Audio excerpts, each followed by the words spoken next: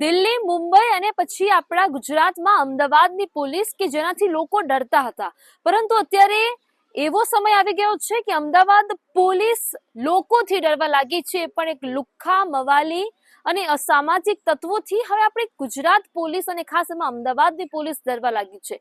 હું કયા વિષય પર વાત કરવાની છું આ અહેવાલમાં તમને જણાવીશ. નમસ્કાર, હું મુસ્કાન અને આપ જોઈ રહ્યા છો લાઈટ 24 ન્યૂઝ ગુજરાત.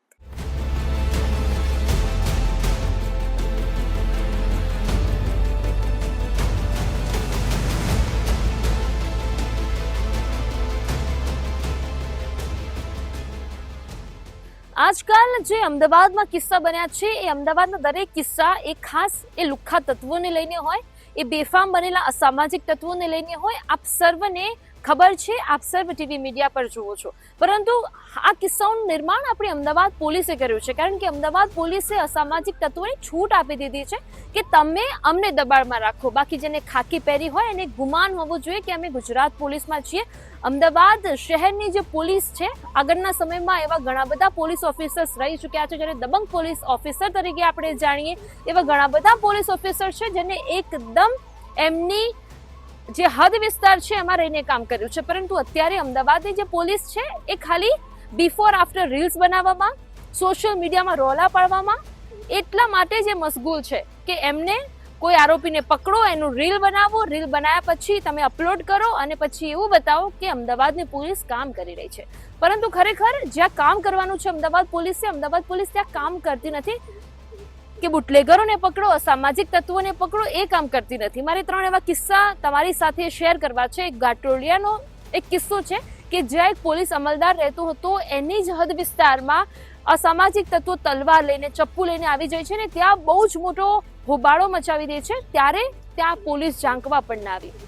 કૃષ્ણનગરમાં એક એવો કિસ્સો બન્યો કે જે અસામાજિક તત્વો રાતના સમય આવે છે, ત્યાં એક ગાડી છે એના ઉપર મારઝૂડ કરે છે, એ મારે છે. પીસીઆરની ટીમ એટલે કે પીસીઆર પોલીસની ટીમ ત્યાંથી જાય છે, જોવે છે, છતાં પણ કોઈ પણ કાર્યવાહી કરવામાં ના આવી.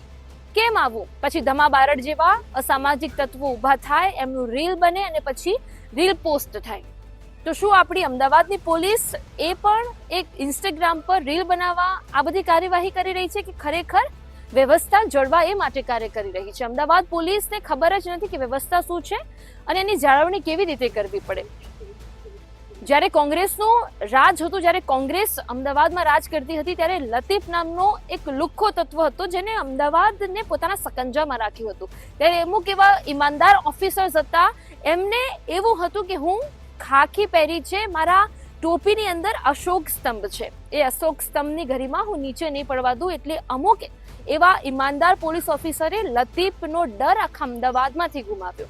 પરંતુ થયું શું? એ પોલીસ ઓફિસર એવા બાહોશ હતા કે એમને કોઈનો ડર નહોતો. ખાખી ઉતરી જશે તો ચાલશે, પણ એવા અસામાજિક તત્વોને અમે મોકળું મેદાન નહીં આપી એવા ઈમાનદાર પોલીસ ઓફિસર અમદાવાદમાં હતા. પરંતુ અત્યારે આખું અમદાવાદનું ચિત્ર બદલાઈ ગયું છે. એ ઓફિસર્સ હતા, એમને એવું હતું કે જો અમે કાર્યવાહી કરશું તો અમને ખબર છે ગાંધીનગરથી ફોન આવવાનો છે, ગાંધીનગરથી ફોન આવશે ત્યારે એવું જ થશે કે ભાઈ આ કાર્યવાહી કેમ કરી. પરંતુ એ ઈમાનદાર ઓફિસર જે કોંગ્રેસના રાજમાં હતા, એમને એવું હતું કે અમે અમારી નોકરી જશે તો ચાલશે, બાકી અમે ખાખી પહેરી છે તો અમે એક પબ્લિકને ન ગમે એવી વસ્તુ અમે નહીં કરીએ. અને અત્યારની જે અમદાવાદની પોલીસ છે એ ખાલી રાજકારણીઓનો ફોન આવે એટલે એ બધું જ જે અસામાજિક તત્વો હોય, બુટલેગરો હોય, એમને છોડી દે છે.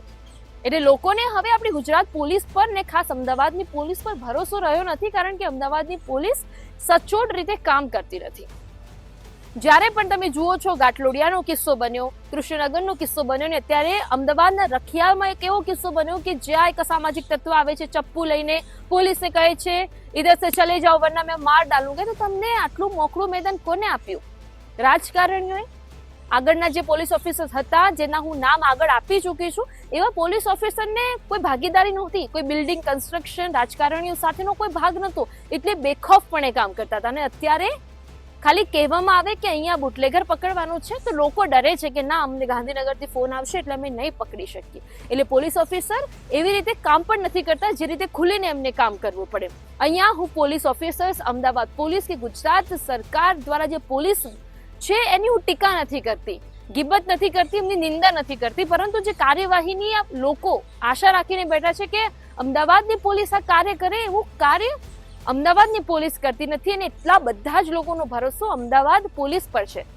પણ અમદાવાદ પોલીસ અસામાજિક તત્વો બુટલેગરોથી ડરીને પોતાનો જે કામ છે એ સચોટપણે કરતી નથી. અત્યારે પોલીસ સ્ટેશનમાં અધિકારીઓ આવે છે પરંતુ એમના ધંધા માટે આવે છે, એ કામ કરવા માટે નથી આવતા. અમદાવાદમાં જેટલા પણ પોલીસ ઓફિસર આવતા હશે એ ફક્ત એમના ધંધા માટે આવે છે કે ચલો આ જગ્યાએ જવાનું છે, આ જગ્યાએ હફતો લેવાનો છે, આ જગ્યાએ ઉઘરાણી કરવાની છે તો જવું પડશે.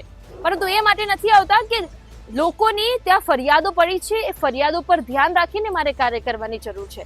એટલે ગુજરાત પોલીસને સુધરવાની અને ખાસ અમદાવાદ પોલીસને સુધરવાની જરૂર છે અને આવા લુખ્ખા તત્વોથી ડરવાની જરૂર નથી કે લુખ્ખો તત્વ તમને આવીને એમ કહે કે યહાં સે ચલે જાઓ વરના બાળ ડાલુંગા ને તમે ઊંધી પૂછડીએ ચાલી જાઓ. શું આ છે આપણી અમદાવાદની પોલીસ? અમદાવાદ પોલીસને મારે એટલું કહેવું છે કે તમે ખાખી પહેરી છે ફક્ત એનું ગરિમા સાચવો.